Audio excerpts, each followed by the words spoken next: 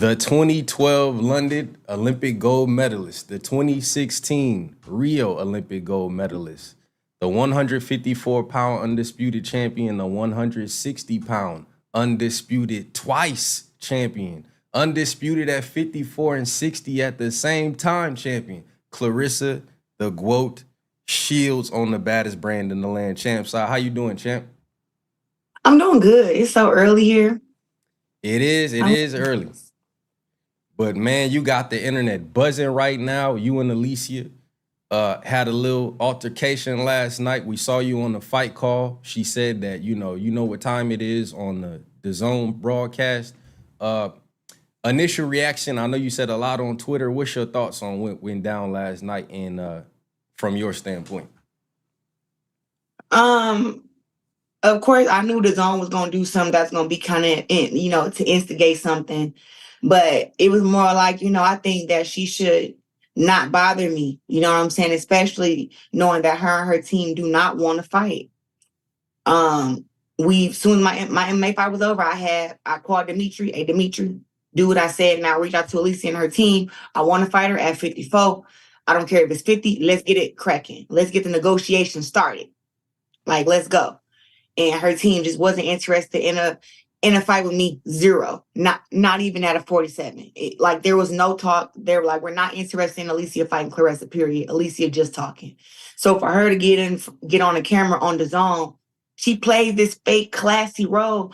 And it's like, you're not classy. You're a mean girl. You think that you can bully people on the internet. You use your words to try to tear people down, and you're fake. And that's my problem with her. Like, you're fake. And then you want everybody to just kind of ignore the fact that you're fake. And I just couldn't ignore it no more, even though I've been the bigger person this entire time. Talk her a little shit on Twitter and tweet. But it was like face to face. I always left her alone. Even at the Dez Bryant thing, she wouldn't make eye contact with me. She wouldn't even, say anything to me. And all she had to do was say hi. I would have went off on her. She never said nothing to me. But that was like, you know what? I felt like at the fight, that was my last time letting her get away with anything. Like, that was it. Yeah, so what we saw, I wish I could play it on the screen. I'll play it later. But one of the first things you said was, bring your little ass up and I'll Yeah. smoke you. And then I know you called her broke, and I know y'all talked a little shit. What did she say to you? I heard her say something like, you want to be like her or something like that. 1 second. Okay. So we got One the second. quote Clarissa Shields on the live, fresh off of the little altercation with Baumgardner. I saw, and I'll wait till Clarissa come back, but I saw she putting the quote chain on her. I peeped it. But yeah, I saw Clarissa put some hands. I saw some hands was put on Baumgardner. Not like punching hands, but you like you said, you was in No, it. I I could had to tell. go. I had to go and put my chain on real quick. Do that. And we got to do something else because, like I said early in the morning, and I'm gonna tell you where all the hate comes from with this girl, because we Oh got to be damn. real about Not this the situation. buffs too. Okay. Okay. Yeah, my Okay. bad, y'all. I started the interview off the wrong Nah, way. looking good, looking good. I like it. So we want to know, basically, for those who couldn't hear the audio, what did she say to you and what did you say to her? It started off with one. I ran up on her. She tried to so I had one more interview with the zone, and she knew that. So she tried to skate up out of there. So because she knew I was going to confront her, she had a feeling, had to. So she tries to like skate up out of there and get little really really fast. So I had about 2 or 3 minutes in between. So I took off my headphones because I was on the telecast commentating. I took off my headphones and I ran up to her. And I said, fight me at 54. She acted like she was deaf. So I said it again. Bum, fight me at 54. She turns around. Now we're face to face. We're face to face. And all she gets talking about is her looks. You want to be me. You're envious of me. Fight at 47. Then telling me that I said 47. I'm like, bro, I fought at 54 years ago. You the one called me out, and I was considering it when we was cool. Now that we ain't cool, fuck you. Come to 154 so I can do what I do best, and that's put you out your misery. But She didn't have no eye contact. It got so heated for her. Like, I'm in her face talking trash to her, telling her, like, let's scrap, let's get it popping. Let's do this, let's do that. This girl keep talking about some, you said 147. I said, bro, on the plane, you literally had your phone up talking about some what? Do I gotta come to 154? And I said, absolutely. If you want to fight me at 154, please do it. Because I'm not gonna come to 147. Like and that's when the whole clout thing started. But I'm in her face and I'm pressing her out. She turns to the crowd and starts talking to the crowd. Why are you talking to the crowd and I'm right here in your face? You want to be so big and bad on Twitter, but when I run up on you and I'm in your face, now you want to talk to the crowd? And I need validation from the crowd? Girl, they is right there to see me and you talk. So talk to me. Talk that shit to me. And she just couldn't do it. She put her hand in your face, and what happened after that? I mean, we saw what happened, but I mean, what was? Yeah, but that's the thing. If I would have let her just put her hand in my face, she'd be on Twitter right now talking about some, yeah, I had my hand all in that bitch face. We all know that. So don't think you're going to disrespect me and I'm going to let it slide. So she got her hand in my face. First, I moved my head, right? Then she goes to replace her hand and put it back in my face. Get your hand out my face. So now that your hand is out my face, what you gonna do? People saying that I moved back. No, I didn't. Her security, the guy up in the blue shirt, he actually put his forearm right there to put some space in between us. See, I didn't have no security. I ain't had nobody there to make sure nothing happened to me. So I don't know who he was, but he put his forearm right there. Now I could have cut up on him, but I chose not to. But it was more of like, don't be telling me not to slap her hand, and then you don't tell her not to put her hand in my face. Right. So and she ain't even say nothing. When I slapped her hand, she did it again, and then I think I even pushed her. She didn't do nothing. She talking about some, oh, trigger, look at her. It's like, no. What I'm proving to you is you are scary. You are not what you be talking about on that social media, like nowhere near. So Champ, I want to ask you this because I know you heard this a million times. You once tweeted that you would fight at 147. I don't really know what the time frame is for that, but how do you feel about that now? And how is it for you to make 147? Like, what would that entail? Because you've never fought at 47 in your whole career, right? Not in the professionals, no. Yeah, not in the pros. My last fight was in the amateurs when I was 16. It wasn't my last fight, but before I started getting ready for the Olympics, I fought at 146 when I was 16. And then after that, I've been 160 and up since then. So yeah, it's just 47, like I said, it would change my entire body. And that's not gonna make me be less of a fighter. I'm just not willing to do that for people that's not willing to pay. You know what I'm saying? And then also too, like, I like the fact that I still have womanly figures. You know what I'm saying? Like, I have a nice shape, and me going to 147, I will lose some of that. And I'm already have big arms, strong neck. I got big legs. So to go down there and to be muscular and all that stuff is really not beneficial to me. And like I said, the only reason I was considering it when I was 154 was because I wanted to fight against Cecilia Brakis. I wanted to fight against Jessica McCaskill. Those are girls that I called out who did not accept the challenge with me. So that's initially why I started the journey down to 47, because Cecilia said that I couldn't make 54. So I went down to 54 and I became undisputed champion. And she said that if I made 54, she would come fight me at 54, but she was all talk too. So that's what I'm saying. Like, I can fluctuate that weight, but going down to 47 is a big push. And I'm not going to do it just for bragging rights to say that, oh, I beat up Alicia. Right. You never had any intention on fighting Alicia, right? Ever. Nah, never. When we was friends, nah. She said I just never I don't see her as competition skill wise. You know what I'm saying? Like, she can try to put her name, try to connect her name with mine and make people think that she's a top elite fighter, but she's, top 5, top 6. When you talk about 1, 2, 3, 4, 5, she's not up there.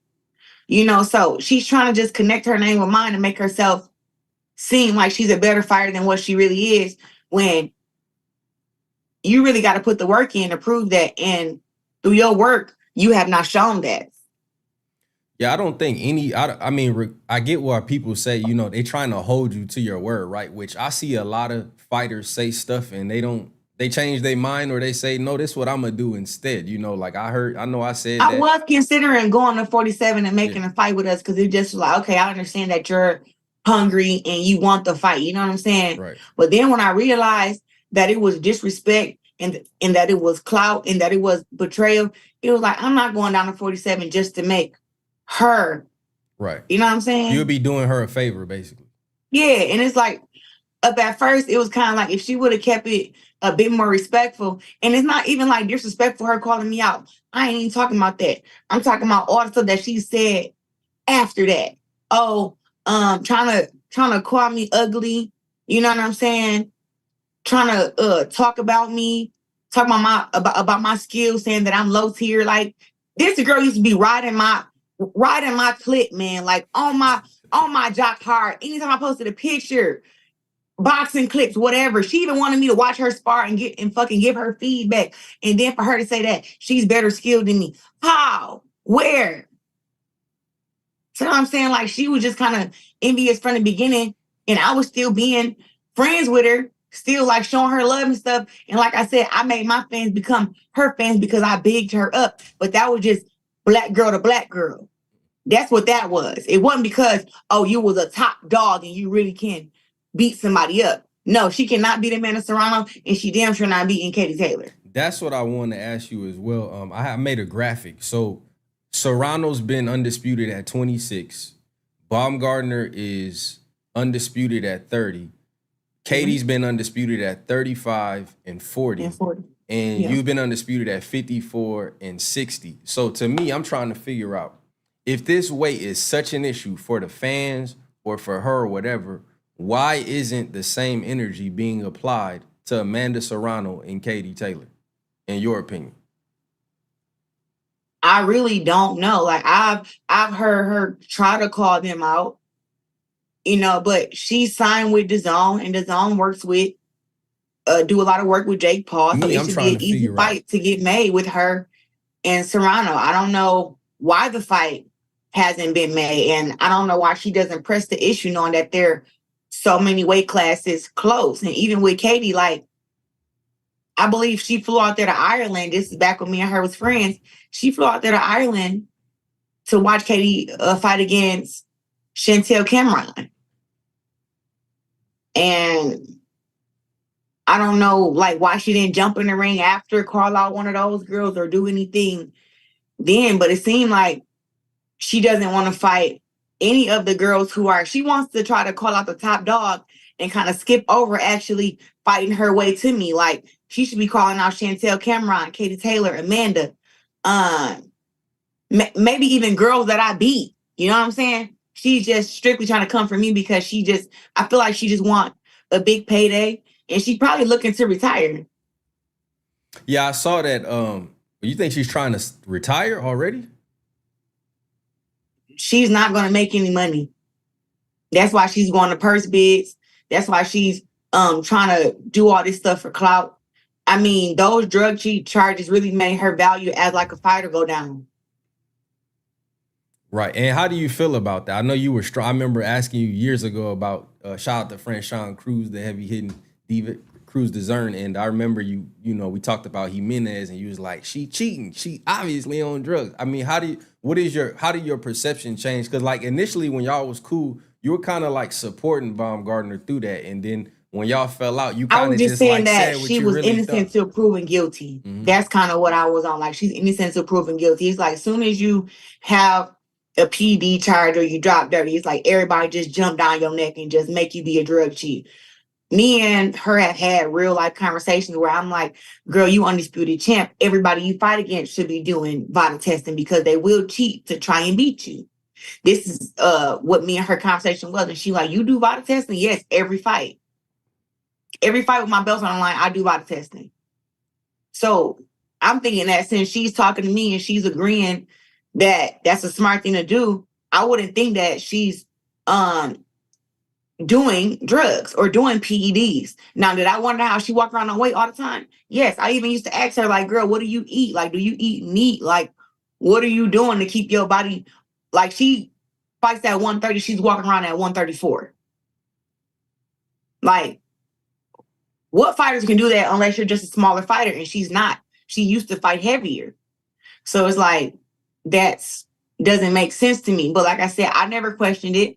I just thought maybe she had a different body type or I don't know, something. So when the drug charges came out, she was letting me know stuff that was going on with her little charge. You know what I'm saying? Like, oh, this happened with the sample, that happened, blah, blah, blah. And I'm sending this girl numbers and lawyers and everything to talk to from my team saying, Clarissa, if this was to happen to you, this is people that we would have to talk to or that we would have come and represent you to get those charges, to really represent you, to make sure that those charges are legit and clear your name. So I was still helping her out. And then one morning I wake up and she calling me out. She's talking shit about how the dude dropped me 5 years ago up in sparring. She's saying she'll knock me out. She's just coming at me so hard. And it's like, you see everybody else, all these trolls attacking me on social media. And when they were attacking you, I picked up my phone and I called you. But now that it's the other way around, you jumping on a bandwagon and you attacking me with them. So that's where all my support for her was gone. But like I said, innocent until proven guilty. And the WBC proved that she did have steroids in her system. But they just said that it wasn't intentional. Right. And I don't know exactly what that exactly means. So it was in her system. So is it out? Nobody want to talk about how on BoxRec it say suspended till we have a clean drug test sample. She just got cleared and just posted that picture of her actually being unsuspended. So she just had a clean sample. It took you months, almost a year, to take another test to prove that you're not doping, to be clear. Right. So that's wild. Right. So I want to get into the logistics, right, of how this can get done. So I saw your promoter, Dimitri.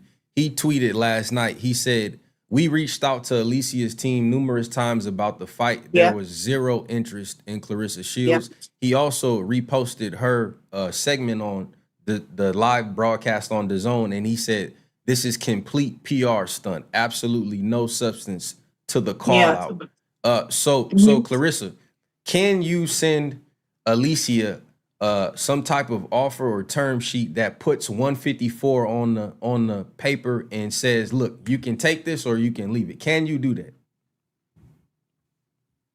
Dimitri, because I told Dimitri that's what he needs to do. Dimitri said teams have to talk first. He talked with DAZN, he talked with her team. All of them said, Alicia we're not interested in that fight, and Alicia is just talking. So to draft up a contract and to send that just to have paper trail, it would be nothing but to be able to post and say, hey, look, me and my team sent her an email and she declined, or we sent her a contract and she didn't respond or she didn't decline. They're not interested in a real fight.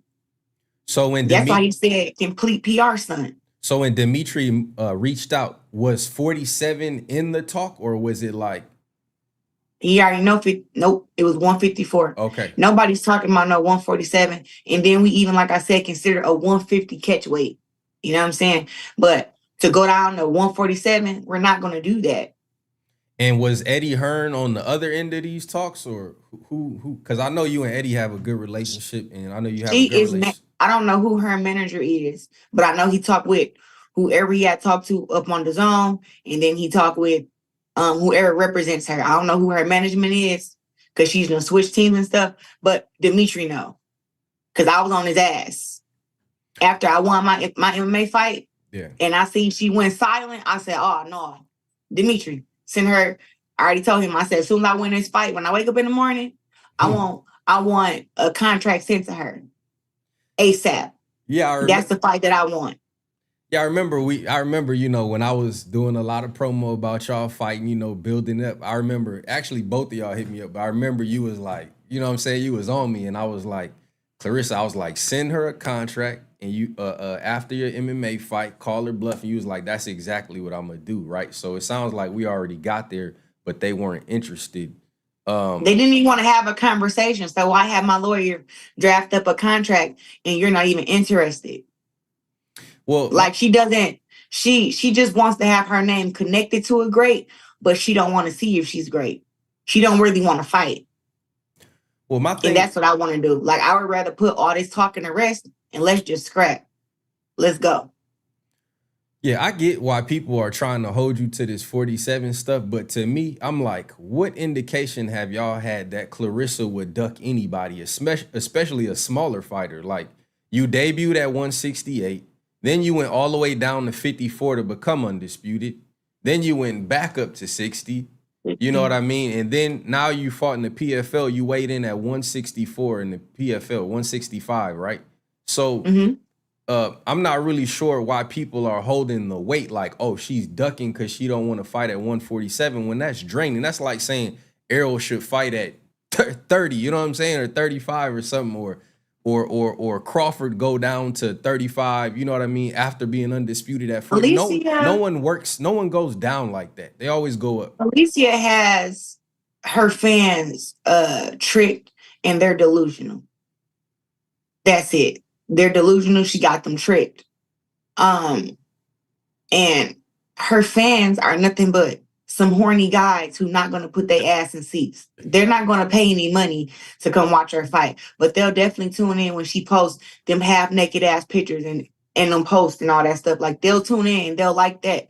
But when she fought up in Detroit, 4,500 seats, 2,000 people was there.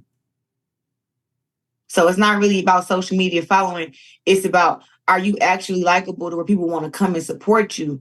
And I'm sorry, you can have 1 million Instagram followers and if people don't like you, they're not willing to come and spend their money with you, and they don't support you for real reasons for what you want to be supported for, then she's never going to be a fighter that can sell tickets until she actually do something worthwhile, like fight against Amanda Serrano, Katie Taylor, myself, Chantel Cameron. I mean, she can even fight against the goddamn Sandy Ryan. She's calling me out who at 160. Well, Sandy's already at 147. Yeah, but she don't want to do anything great. I don't think that she really wants those hard fights. And she can also rematch Michaela. She's so comfortable talking about she'll come to 147. Well, those girls are right there at 147. Yeah, and I wanted to talk about a little bit about that whole dynamic, because actually they've been pulling this on you from the beginning of your career. I remember the Christina Hammer fight, and everybody was like, oh, she's beautiful. She looks like a model. She looks better than Clarissa. She, and she basically, we haven't heard from that chick since you beat the hell out of her so many years. But I remember then they were like, they've always tried to say like, oh, you're not as attractive, and then like, this girl over here is beautiful, but that has nothing to do with boxing, and you're a very attractive woman, right? So why do you think that is? Like, what's your experience like with that? Because I heard her like say you want to be like her, and I'm not really she hasn't accomplished anything you haven't in boxing, so she must be talking about character, her looks, something that has nothing to do with boxing. She started saying stuff about her looks, and I think that she thinks that because she's lighter that she's prettier, and that's something that goes on in America, where like the light-skinned girls think that they just look better than all the dark-skinned girls, and the dark-skinned girls are just, we're supposed to be ugly or not attractive, or the ugly black woman. I don't know, but like I said, I know I'm not ugly. A lot of fans, like, I know I'm not ugly. She know I'm not ugly. I don't really care about her saying nothing about nobody being ugly or all these girls talking about looks. It's like, I'm golden on the inside and golden on the outside. You know what I'm saying? And I'm a great person. I'm a loving person. I'm a genuine person. That's why she felt comfortable enough to even be close to me like she was. And I just think that she was so envious secretly that it's making her do that. Like, I don't think that what can I say? I don't think that she's like a really evil person. I think that she's conflicted. And she's conflicted with that. She wants to be the best. And deep down inside, she knows she's not. She knows that I'll always be number one. And she knows that I can compete with her up in any form. We're talking about boxing, looks, athleticism, sparring, social media, whatever you want to try to make us compete in, I'm going to win. And she knows that. And I think that bothers her. Yeah, so I was But watching. I don't care about no looks though. Like, I think I'm a very attractive woman. I'm engaged to my fiance. Any guy that I've had, I can have again. You know, I can have any guy that I choose, you know, but I'm choosing my fiance and that's what I'm choosing to do. But I'm not I'm not one of those people though. You know, I think, what is that line? God don't like ugly and he ain't too fond of pretty. Right. You know, so I don't really get off into that. And like I said, it's really a preference. You know, you like your girls petite and a little muscular, you know, with like a C-level boxing skill, you like Alicia. If you like your women dark skin with a big legs, big butt, Coca-Cola bottle, you know, and best in the world, you like me. If you like dark skin, you like me. You like light skin, you like her. You know, it's not really something that I care about because I feel like God made us our own individual people and who we are, and that's just what it is. Well, I say y'all both are very beautiful women and y'all both can box. And I think y'all are, two great ambassadors for boxing. I think that you kind of have led the charge in the resurgence of women's boxing post Ann Wolf and Layla Ali. And you need rivals and, I guess none of us really wanted to see y'all get into it, but we are Hey, me y'all are like the two people that we really pay attention to. You know what I mean? In women's boxing. Listen, me neither. I did not ever want to be at odds with this girl because I thought that we could have conquered the world together as being sisters. You know what I'm saying? But like I said, I think when it like just her way of thinking, it really goes back to the slave days. You got the light skinned house people, and then you have the outside field people. And when I say people, we know what I'm saying. Yeah, Negroes. I got you. Niggas. Yeah, right. I'll say it for you. And I think that it's just embedded in her that she's supposed to feel like she's better. And the fact that I'm actually better, it makes her be offended. It makes her envious. It makes her jealous. And she had this, like, even in her talking and in her speech, she's just, oh, I'm mature, I'm prettier, I'm classier, I'm better. And she's trying to portray that when we all know that that's just a lie. I want to talk about the $1 million worth of game. And then I kind of want to know it out, not to put you on the spot, but can you imitate what you see in her style? Because you was very specific. Like, you had her guard down and you was like, that cute shit not gonna work. Like, I'm gonna just come to you and beat your ass. Can you give us like another example? I just kind of want you to give us another example of how you feel like she fight. Because you were like, the way you like held your guard. See, I was standing up and everything when I did it. Yeah, it was pretty on point actually. What do you see? I mean, what do you see in her as far as like not to give too much, but like what flaws do you see in her? Like, what do you think? Why do you think she just can't fuck with you? It's just so many flaws. And what I'm just gonna say, first thing is output. Her punches, how many punches she throw? That's one. Two, the intensity of fighting. You know what I'm saying? Who's the dog? Like when like the fight got really close with her and Michaela, she was on the wheels, she was moving, she wasn't standing there trying to fight against Michaela. It was a close fight. Her defense is very lackluster, very lackluster defense. She get hit a lot. She get hit a lot in sparring, she get hit a lot in her fights. And it's just her IQ is not there. Her IQ is not there. Like, I've been around the world boxing and winning. And she couldn't even make it past the regionals when we were coming up. You know what I'm saying? She never even was second or third place at a national title. You know what I'm saying? We went to these major championships. She never even got first, second, or third place.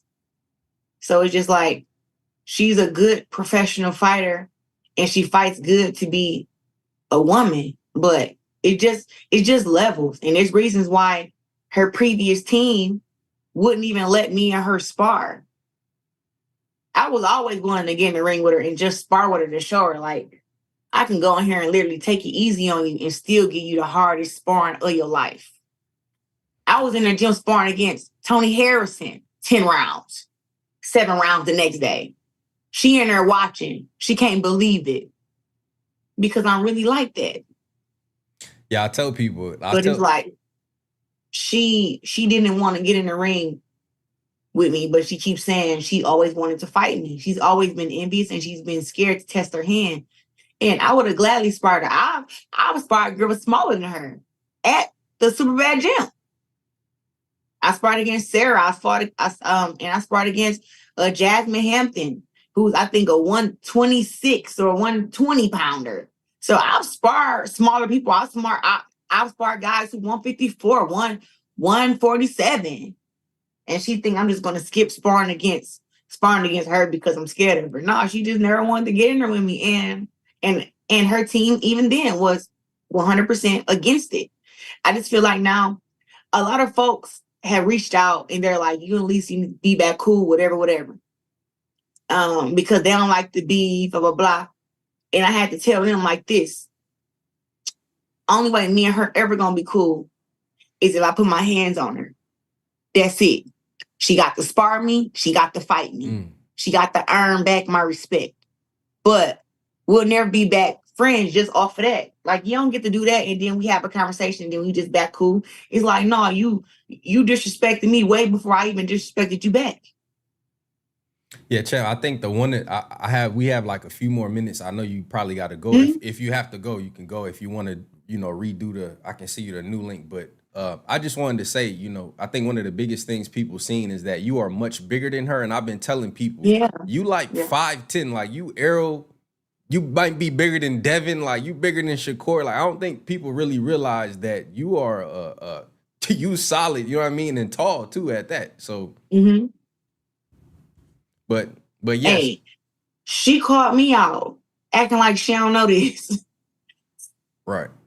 And like I said, look, I respect the call out. We can get it cracking. I want the fight to happen. I'm gonna do what I can do on my end to make it happen. But it's going to be done on my terms. And she knows that. And if she really about that life, she needs to start putting on some weight. Because she was just 148 a few weeks ago. So if you was 148, I'm quite sure you can come up to at least 150, 154, eat you a burger or something like she said. And she said she going to knock me out. So come on and come do it. Shane, what did you think about, real quick, what did you think about Broner calling her out and, going at her? Like, what did you think about? What was your reaction to that? I already knew it was going to happen. I knew she was going to chime her big mouth ass in up in grown men business that don't got nothing to do with her. He was talking about Bill Haney. And I love Bill Haney. I love that king. I love Bill Haney. That's my guy. You know what I'm saying? But he was talking shit about Bill Haney. And then here she go, jumping in the mix. Talking to him, talking about he broke, he this, he that. And then knowing that Adrian don't have no filter. So she really set herself up for that. And I felt bad because we all have a past, you know what I'm saying? Some bigger than others, whatever. But to just expose her in that way, and she may have, I don't know her personal life if she's really moved on and if she's not like that no more. But I think that she really had a whole lot of insecurities coming up. And that's why she probably messed with so many of those guys. And guys played on her insecurities and played on knowing that she wanted to be at the top. So I think she just wanted to connect herself with guys who she felt that would get her to where she wanted to go. Yeah, Champ, before I got to cut you off because it's going to cut off on us. Give the people your closing. I mean, give them your fans a last message real quick. So all my fans, thank y'all for supporting me. Follow me and subscribe to my YouTube channel. Yeah, we're going to catch back up with you. Thank you. We appreciate you so much. One of the first supporters of the Champside, by the way. You and Andre Ward been holding us down. Appreciate you, Champ. We're going to talk. 100. All right.